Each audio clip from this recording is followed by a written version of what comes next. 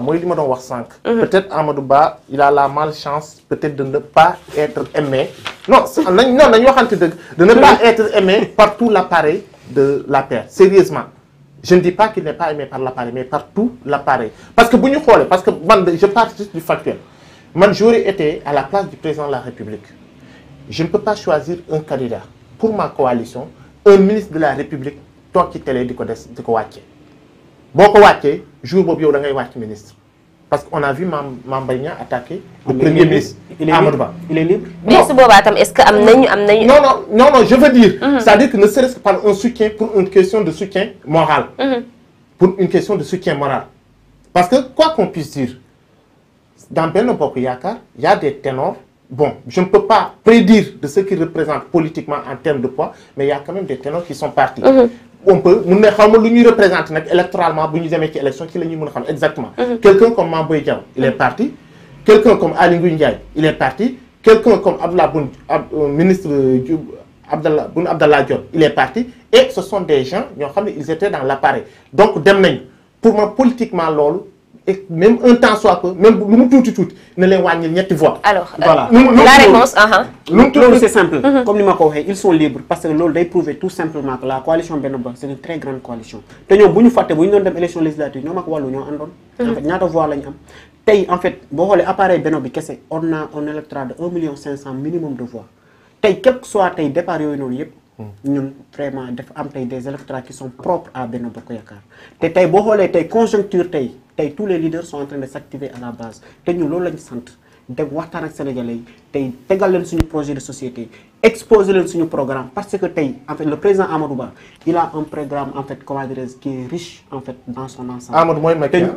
non en fait loolu mais est-ce que tey Amadou Ba mën nañu xaarandi beneen programme bu bokkul ak le programme du président Macky Sall ak tey jii changement est-ce que mën nañu ko am à 100% ci diggante ñoom dañuy bañ voilà xam nga tey ñun dañoo nekk la continuité dans le changement la continuité mooy tey c'est ce qui avait fait tomber Abdou Diouf tey en en tant que 2000 président de la République non ça sont des spéculations en fait de l'opposition en fait tey en tant que tey premier ministre tey il a la latitude tey xam lan mooy PSE bokk si ñu ko tër tey bu demee tey ba fallu avec le PAP 3 tey juste que il va amener des changements tey boo xoolee en tant que tey vraiment homme d'État comme ni mu ko proposé d'abord day jéem a def de telle sorte que tey vraiment les entreprises en fait nationales ñu gën a am tey doole au sein de ce pays là te loolu nan lañ koy defee il va mettre en place une banque qui sera à la comment dirais-je en fait au service de ces entreprises là pour doole leen te tey Sénégal tey ak lépp loo mënta tey opposé wu ak président Macky Sall tey da nga koy nangul bilan parce que tey il a eu à faire vraiment un avancée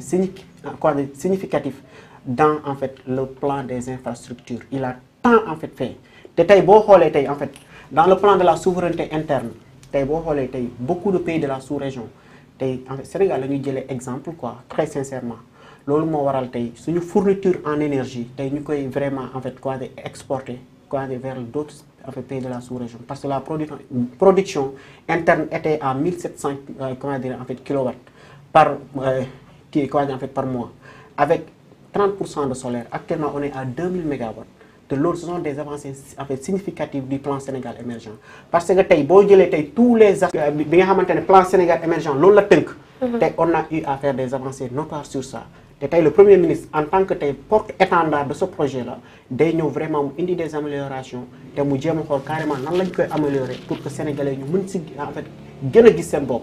Déjà on a eu des résultats mais il y a des choses à améliorer te incha allah ñun dañ siy nekk. donc ci li président Macky Sall nekkoon ci lay ñëw wala pare na pour indi changement. absolument si dynamique boobu lay nekk mais day améliorer en fait parce que à chaque instant parce que tey comme ni ñu koy waxee rek perfection amul fenn. Bien vrai qu'il y a des manquements, ce sont ces manquements-là qu'il va essayer en quelque sorte vraiment d'améliorer pour que vraiment le projet soit une aubaine pour les populations sénégalaises. Alors, et il est l'homme qui maîtrise bien le PSE. Naka nga gisee retour Ngagne Demba Touré tey. Non man loolu lâcheté laa koy jàppee lâcheté la parce que tey citoyen sénégalais justice convoqué la nga daw nga nekk jeune xale bu ndaw nga daw justice dem toog Mali comprendre nga après nga ñëwaat sa dëkk gars yi di la adulé xam nga tey Sénégal il faut que tey ñu tey xoolaat jikko yi. parce que tey bu demee tey ba nit ñi en fait ñuy tàccu en fait ay nit ñi nga xamante ne dañu daw seen dëkk ngir tey bañ a dem wuy ji justice loolu noonu man lâcheté laa koy jàpp. même su fekkee fekkee Touré il est lâche. même su fekkee dama koy wax haut et fort parce que tey s'il avait en fait vraiment l'audace de ses idées dafa waroon dem wuy ji justice mu tey brandir ses preuves sur la table et aussi qu'il se défend en tant qu'un bon juriste. Et il a fui ses responsabilités dem toogee ji Mali dëkku jàmbur ngay toog foofu di def say direct ba pare yooyu xam nga tey Sénégal il faut ñu xoolaat jikko yi en fait. mais monsieur Sow tey jii Ngagne Demba Touré jàpp ne bu fekkee woon génnul woon réew mi tey jii détenu yi nga xamante ne génn nañu di raconter li ñu leen jàppee di raconter li ñu dund ci prison bi est-ce que tey du bokk ci détenu yooyu. xam nga tey boo xoolee sama début waxtaan loolu laa njëkkee souligner. waa Pastef dañoo nekk si benn domaine. si benn élan. maanaam manipuler des citoyens di leen dugal si guuta ñoom ñu toog fële toog si plateau télé di naan non ñii ak ñii ak ñii parce que tey la plupart de ces jeunes là xamuñu sax lan mooy président Macky Sall xamuñu sax lan mooy Pastef mais dañu leen utiliser yóbbu leen si ay plateau télé des télé yi nga xamante ne les patrons sont payés en fait par le Kopar Express ak yeneen gars yi toog benn sax di leen instrumentaliser ñuy wax au nom de Pastef. mais monsieur Sow fi ñu toll nii est-ce que fi ñu toll tey au Sénégal jàpp nga ni le Sénégalais peut être manipulé par un homme politique est-ce que Sénégalais actuellement commencé wuñu di yeewu di ibbi seen bët yi un jeune comme vous un jeune comme moi comme celui-là est-ce que mën nañu jàpp ne tey jii homme politique ak débat sur les plateaux war na mën a tax ñu manipuler ñu. waaw xam nga tey en fait dafa am benn jeune bi nga xamante dafa génn mu ne xaw ma 13 ans la am. te boo ko xoolee physiquement da nga xam ne ëpp na 13 ans quoi. donc ce sont des gens qu'on a préparés en fait pour aller sur les plateaux pour raconter du n'importe quoi te loolu c'est désolant parce que ñun ñëpp ay sénégalais lañ tey quelle que soit la situation tey comme ni mu ko waxee. avant tout nous sommes des frères et des sœurs. dafa am li nga xamante ne naa ngi suul suñu diggante. te nañu rafetal tey vraiment clivage politique parce que politique en fait quand c'est quelque chose de noble mais à un certain temps avec l'avènement de Pastef on a eu vraiment des regrets. En fait beaucoup de regrets même dans le terrain politique te tey Maître Ngagne Demba Touré il doit assumer te dafa war a dem wuy ji loolu mooy yoon il doit répondre à sa convocation te la justice doit prendre ses responsabilités. naka nga gisee retour non xam nga retour Ngagne Demba Touré dafa wax ne bon il a utilisé un mot entre guillemets lâcheté bon comme que da ngay prétendre diriger maire maa ngi lay maire national maa ngi lay ñaanal yàlla na nga ko jot. ci jàmm ak salaam mais j'aimerais bien. Après, jël contact avec vous, je vais te passer des livres d'histoire politique du Sénégal.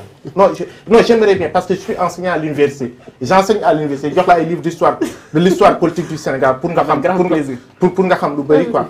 Parce que quand tu fais de la sociologie politique wala ngay lire histoire politique, am na yoo xam ne doo ko utiliser. Tous les grands leaders, quand tu regardes tous les grands leaders de ce monde-là, à un moment ou à un autre, président yàlla na ko yàlla yërëm Amath Dansokho il s'était réfugié au Mali. Amath Dansokho, il s'était réfugié. Majmout Diop, il s'est réfugié au Mali. Quand il y avait des périodes de persécution au Sénégal, et on était dans une période de persécution, le seul qui n'était pas sorti pour se réfugier, c'était Oumar Blondin Diop. Et quel a été son sort? Tué dans les geôles à Gorée. Il faut avoir cette culture du politique. C'est comme que ay jeunes la ñun ñëpp ñu jàppalante pour ñu gën a xam la culture politique nu muy demee de manière globale. Ça c'est da ngay cautionner quoi le Maître Ngagne Demba Touré def. Tu cautionnes ça.